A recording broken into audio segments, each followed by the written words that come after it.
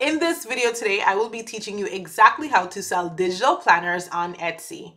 When I started my small business about 3 years ago, I started off by selling digital planners on Etsy. With the success of my digital store, I immediately gained the confidence to launch physical products. And since then, I've had lots of success selling products online. And so, if you're looking to start an online business, but you're not sure where to begin, then this video is for you. Hey, if you're new here, and hey, if you are just coming back, my name is Shanice, and my purpose is to ensure that online moneymakers are able to, one, maximize their online presence, and two, increase their sales. And my goal for this video is to teach you how you can start selling digital planners on Etsy. This is our agenda for today. We will be discussing what is Etsy, going about creating your digital product, Etsy keyword research, and then finally selling on Etsy. What is Etsy? So Etsy is an online marketplace for buyers and sellers. So you have a product to sell, and Etsy is going to connect you with people looking to buy that product. This means that Etsy does have a marketplace, and that is the main reason why people sell on Etsy. Now, Etsy allows you to sell digital products, so you can sell things like planners, ebooks, digital journals, art prints. You can also sell things like physical products through either print on demand or handmade, so you making these products at home and shipping them out. Now, I have done all three methods on Etsy, and I have found success doing all three methods. However, I must say that selling digital products is my favorite method because once the customer purchases, they get that instant download and the transaction is pretty much finished. Usually when I'm selling physical products, issues always arise in terms of just issues with shipping or USPS issues or packages getting lost. You don't have any of those things happening with digital products. Now, currently there is no fee to join Etsy, but I have heard that they may be putting in a $15 fee. So I would recommend getting signed up now before they implement that $15 fee. Now, Etsy does charge you a listing fee, but when you click a link that I have in my description, you're gonna get 40 listings for free using my link. Now, the only benefit is that you get those 40 listings. Etsy does give me 40 listings as well, but to be quite honest with you, I have so many free listings that I really don't need any. But I do want you to get those 40 free listings because Etsy does charge you 20 cents per listing, and those 20 cents add up. So it's always great when you can get free listings. Now, they do currently have a transaction fee, which sits at 6.5%. However, think about the fact that with Etsy, you do not pay any monthly fee. So if you were to go on a platform like Shopify, you would not get a marketplace. Additionally, you would have to pay about $39 each month to sell on Shopify. With Etsy, you get access to the Etsy marketplace and you don't have that monthly fee. So the 6.5% really kind of works itself out as you start getting organic sales from Etsy.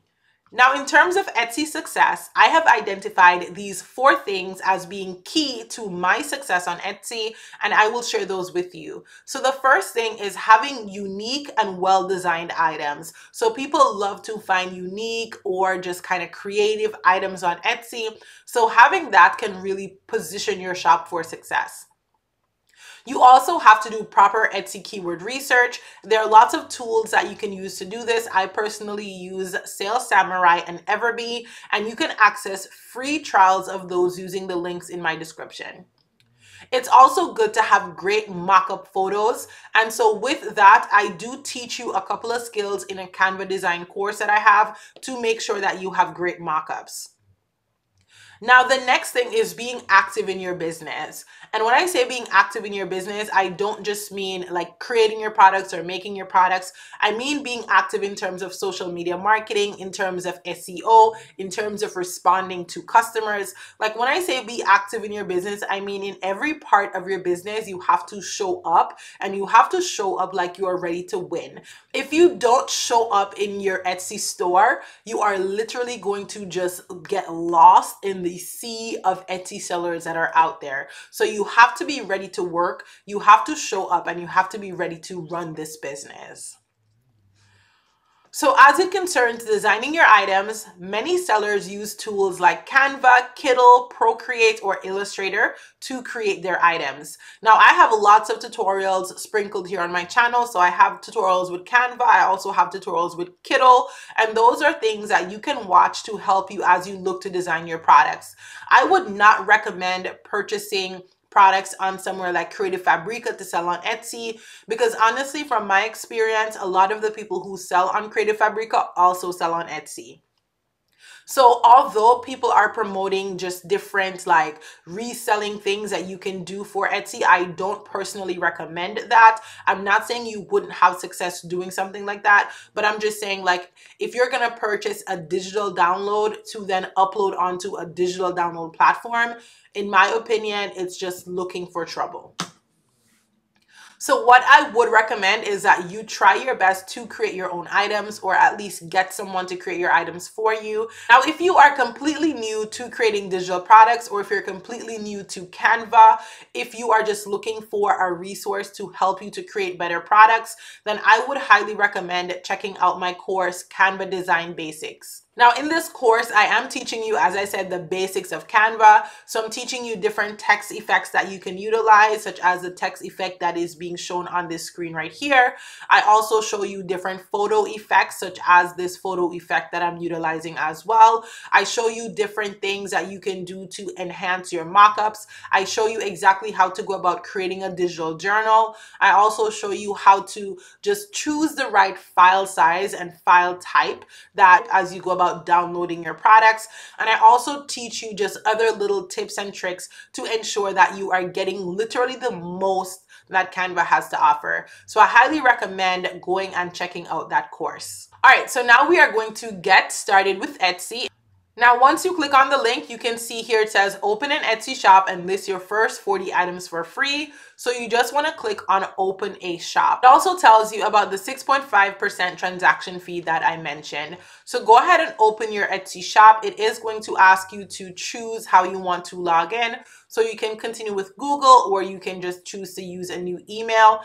So as you go through, it's going to ask you to really just set up some basic things like putting in your name, your address, different things like that. And then once you get to the section that's going to ask you to create a listing, you can come back to this tutorial and I'm going to walk you through it. Check in, you're going to get to a page that's going to look pretty similar to this one, and it's going to be asking you to create your first listing. Now you have to put up your first listing before they actually open your Etsy shop for you. So the first thing you're going to want to put in is a title for your product. Now, this is a product that I have sold on Etsy. I've sold about 20 copies of this product. And so I consider this to be, you know, a pretty decent seller of mine. It was one of my very first products. So I'm going to use this to kind of walk you through putting up your own listing on Etsy. So the very first thing is your title. So as you can see here, I'm using a variety of different terms in my title to refer to hair. So I have locked hair, I have lock hair, I have curly hair, and I also have natural hair. So these are all terms that people use to refer to their locks. So what this product is, it's a lock hair planner, but it's more specific in terms of it's going to help you to measure and record the length of your hair. So my full title says Locked Hair Length Chart, Lock Hair Measurement and Recording Sheet, Curly Hair Length Check Sheet for women, and a natural hair growth tracker. So if you're noticing here, I'm using lots of different terms to kind of basically hint at the same thing. So a hair growth tracker is pretty much the same as a recording sheet, right? And a lot of people with natural hair may refer to it as curly hair. And I'm specifying here that this is for women. So what I like to do on Etsy is whenever you're writing your titles, you say what the product is, you say who it's for, and then you can also include if it's gifting. So if it's a gift or something that could be a gift, then you would put that in your title. So you would say gift for women, gift for mom, gift for sisters, gift for daughters, or something of that nature. Now, this is not a gift, so I don't have gift in the title. Now, you also need to talk about the listing in terms of who made it. So this was a product that I made. Now, if you downloaded this from Creative Fabrica, you would need to say that another person or company made this. So I recommend, again, creating your products yourself. Now it says, what is it? So is it a finished product? Is it a supply? So this is a finished product. When did you make it? So if you made it, in 2024, you could select that. The next thing you need to select is a category. And so in terms of category for this, you would select something like planner. You can also select something like digital. So digital planners, planner items. You can also do templates. You could also do digital prints if it's an art print. So typically I like to put my items in templates or planner. Now, color is completely optional. I don't usually put a color. It is a digital product, but if this was something like an art print, I would definitely choose just a color scheme or put different colors or things like that. Now, as you can see here, this is optional, so you do not have to fill it in. Now, in terms of occasion, this is great when you're creating products that have specific occasions, right? So is it for a birthday or anniversary or baby shower? So if you do have, specific things that you're creating your products for, I would 100% utilize this box right here. Now, if your product is, again, specific to a holiday, so if you're creating something for Christmas or Thanksgiving or Independence, Mother's Day, you want to make sure to put these things in. Now, you can put these things in as the time approaches. So if you have a product that can work for Thanksgiving, but also work for Mother's Day, whenever it's getting close to Mother's Day, you want to make sure to go into your Etsy store and make these adjustments. And so this is another part of, as I said, being active in your business, right? So you have to be active on Etsy for it to really work. Sometimes it works when you just have standard keywords, standard listings, but for certain products, it's really important that you are active in your business and you adjust these things as the time period comes around. All right, in terms of renewal options, I always do automatic, especially for digital products. Now, if your product is something that you're making from home, of course, you want to go ahead and do manual because you don't want it to renew and you actually don't have any on stock. But for digital products, you're never going to run out of stock. And so I always keep it on automatic. Now, what type of product is this? Now, this is a digital product, right? So you want to make sure to select that. That is going to take away the option to get the shipping. And it's also going to apply Etsy's terms and conditions to this listing. Next is your description. For my description, I like to always start out with just a general description of what exactly the item is. I also like to list out exactly what they're going to get in the digital product. And then I like to include anything that could cause the customer to complain. So I don't want customers to purchase this and say, oh, it says locks, I have natural hair. So I made sure to tell them that this product is going to include wording for locks. All right, the next thing is production partners. Now, production partners is really important when you're doing things like print on demand, just to make sure that you're disclosing that you are working with somebody else in your shop.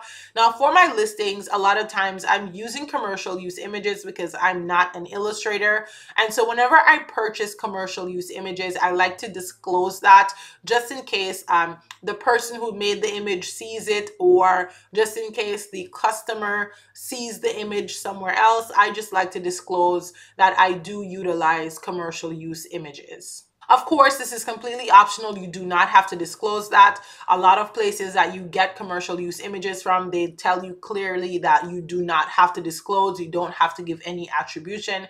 So this is completely optional and you don't have to do it. All right, now in terms of section, I like to organize my shop based on section. This is something you could do once you have lots of products. So if you have digital planners, digital journals, if you have invitations, different things like that. Now, in terms of tags, this is the money maker, okay? Tags is a huge part of Etsy SEO. So the first thing you can notice here is that I am using all 13 tags, okay? So make sure you utilize all 13 tags.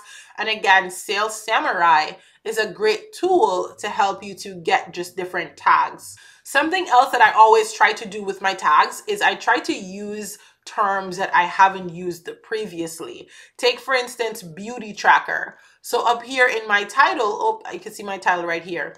In my title, you can see that I don't have beauty tracker at all. So I made sure to include beauty tracker. All right, now in terms of inventory and pricing. Now I like to say you can sell your products for literally whatever you want to sell it for. Now, because this file was actually a part of a bigger planner, I was just selling this for $2.15, because I was actually selling the bigger planner for about $7. Now, I always recommend putting in 5 listing photos at least. Now, I had this listing up in 2020, so at that time I was just starting out, so I don't have 5, but I think I still have pretty good listing photos. So this one tells you exactly what the product is. I would say that something else you could do is put something to kind of block out the image so people aren't just able to screenshot your image and take it. So that's the only critique I would have for myself. But I like to show people exactly what they're going to get so that they're not dissatisfied with their purchase. I also like to include a file that clearly tells them that this is a digital download. It's available for instant download and no physical product will be sent. I love to put this on there because you don't want somebody purchasing the product thinking you're going to send them a physical product, wait for the physical product, and then leave you a 1-star review because they did not get that product in the mail. All right. So just make sure that you're putting those things on there clearly in multiple places so that they can see it. So something else, as soon as you get down here, this is where you would add your file. Now, Etsy is going to allow you to add up to 5 files. And I believe from my last interaction with this, you're not able to add zip files. So I believe you have to add these as like a PDF. So one thing a lot of people do is they create a PDF in Canva and they include the link to the actual file. And so that is what I would recommend doing. Again, if you get my Canva course, I teach you all of that, right? So I teach you exactly how to put links in documents so that you can get those documents sold. So I want to say thank you so much for watching this video. I really do appreciate your time and your attention to this. All the best with your business. Be sure to like, share, and subscribe to my YouTube channel. Until next time, my name is Shanice. You can find me at shaniceonbiz.com, and be sure to check out some additional videos here on my channel. I'ma see y'all. Bye.